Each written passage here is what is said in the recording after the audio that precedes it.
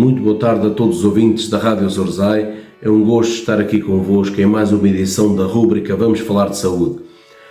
Hoje trago-vos uma temática que também me parece importante, relacionada com a saúde da pessoa idosa, e hoje vou-vos falar de prevenção de acidentes e quedas no domicílio. Penso que é uma temática que interessa aos idosos, a quem tem idosos a seu cuidado, aos cuidadores informais, às famílias. Vou-vos deixar aqui algumas ideias e alguns conselhos de como prevenir e como atuar em caso de queda. Isto sabendo que a pessoa idosa é mais frágil, tem mais comorbilidades, tem mais um conjunto de patologias que muitas vezes levam a que a pessoa tenha um maior risco de queda. E é importante aqui nós todos, na sociedade em geral, estarmos atentos para isso, sobretudo quem cuida de idosos, no sentido de poder prevenir. Há uma ideia que o idoso cai, sobretudo em espaços exteriores e na rua. Não é assim. O idoso passa cada vez mais tempo no espaço confinado ao espaço de casa e as quedas realmente acabam por acontecer neste espaço. As quedas do idoso têm um impacto tremendo na sua própria pessoa, na família, nos serviços de saúde, uma vez que, em regra geral, acabam por ser quedas que levam muitas vezes a internamentos prolongados, a uma recuperação que torna-se difícil pelas condicionantes que a pessoa idosa tem, e é importante estar atento aqui para algumas situações e algumas atividades ou tarefas que podem ser executadas no sentido de prevenir as quedas e reduzirmos aqui este risco que é considerável. Cerca de 70% dos idosos acabam por cair ou ter acidentes no domicílio, e é importante haver esse cuidado e essa atenção no sentido de prevenir. Falemos então aqui do porquê disto. Os idosos, mesmo sendo saudáveis, o seu nível de atividade física diminui a atenção, a memória, a própria visão, o equilíbrio. Estas condicionantes do ponto de vista físico acabam por levar aqui a um maior risco de queda, como já vos falei, e falo-vos então de alguns riscos que nós temos nas nossas casas e que podem ser aqui acondicionados de maneira a modificar e a reduzir o risco de queda. Por exemplo, os animais de estimação acabam por ser um fator de risco, uma vez que, em regra geral, acompanham sempre o dono, acompanham o idoso, e muitas vezes há um maior risco de tropeçar, escadas sem corrimão, ambientes com pouca iluminação, por exemplo, levantar-se de noite também sem poder aceder a um interruptor no sentido de acender a luz, o uso de escadotes no sentido de alcançar alguns objetos guardados em armários superiores. O tipo de sapato também pode influenciar. Um sapato menos aderente é um sapato mais perigoso. Há aqui algumas situações, por exemplo, também com o tipo de tapetes e a utilização de tapetes em pontos que muitas vezes não deveriam estar, porque há um maior risco de queda no próprio tropeçar do tapete ou pelo escorregar do tapete. Vou-vos falar aqui de algumas formas de como poder melhorar toda esta situação, mas ficam aqui algumas ideias dos riscos que se correm em casa.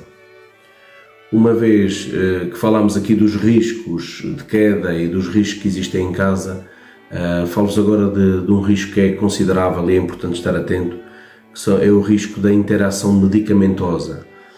Cada vez mais ao longo da nossa vida, à medida que vamos envelhecendo, tomamos cada vez mais medicamentos para as diferentes patologias que cada um vai adquirindo, e esta própria interação medicamentosa também pode potenciar aqui o risco de queda.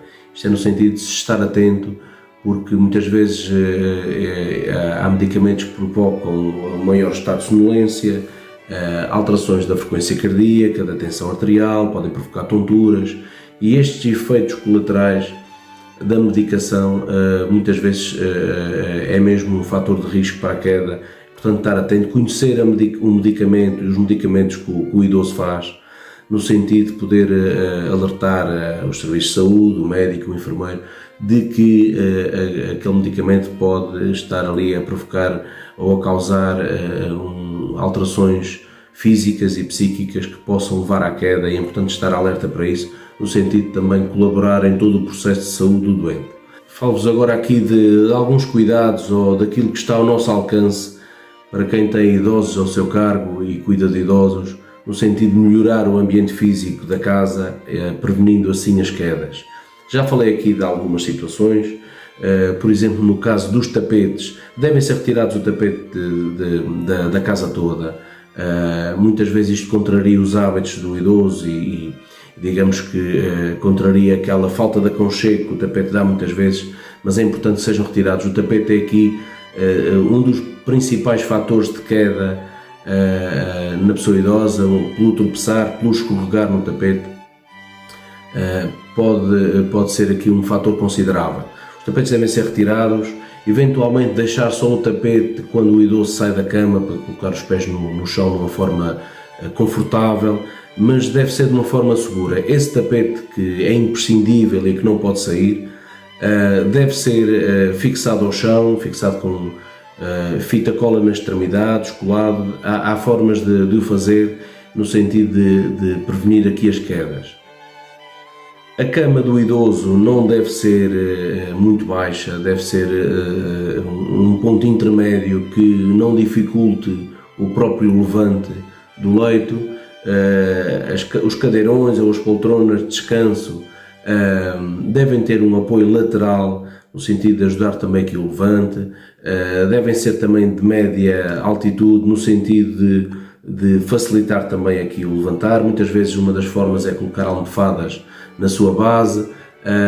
Podem-se também aumentar a altura do sanitário, colocando umas peças de venda livre que acrescentam o próprio assento, no sentido também de auxiliar aqui o levante do sanitário.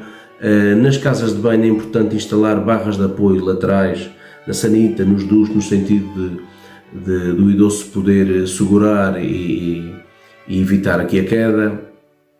Ainda nas casas de banho, os tapetes de duche devem ser de borracha, devem-se evitar tapetes de pano. A casa de banho não deve ter mais tapetes, a não ser o do duche, e de um bom tapete de suporte quando se sai da própria base de duche. É importante, por exemplo, na cozinha, não dar uso aos armários mais altos, não ter nada guardado nos armários mais altos que leva o idoso muitas vezes a ter que subir para um banco ou para um escadote, no sentido de aceder àquele utensílio. Devem-se anular esse tipo de armários, devem-se os deixar vazios e recondicionar também a cozinha aqui, no sentido de permitir um melhor acesso aos utensílios da cozinha e evitar aqui as quedas. Já vos falei da iluminação, das escadas, que todas as escadas devem ter corrimão. Os interruptores devem estar muito próximo do idoso, no sentido de poder ter um ambiente com maior claridade e se mobilizar sem esse risco de queda. Há aqui imensas tarefas, imensas áreas de atuação no sentido de prevenir a queda do idoso, e é fundamental, sabendo que medidas simples podem-se instaurar no sentido de serem implementadas, adaptando muitas vezes o ambiente, mesmo conseguindo manter a casa com o nosso conforto, alterar de modo a prevenir, porque em regra geral sabemos que as quedas dos idosos podem ser fatais, aumentam a sua taxa de mortalidade e morbilidade. Portanto, neste caso é aquilo que vos tinha para trazer, no sentido de se pensar nesta temática, que também é importante. No caso do idoso, como em outros, é fundamental prevenir em vez de remediar, e era isso que tinha aqui para vos trazer hoje. Espero que tenha sido útil esta temática, e até um próximo programa. Haja saúde!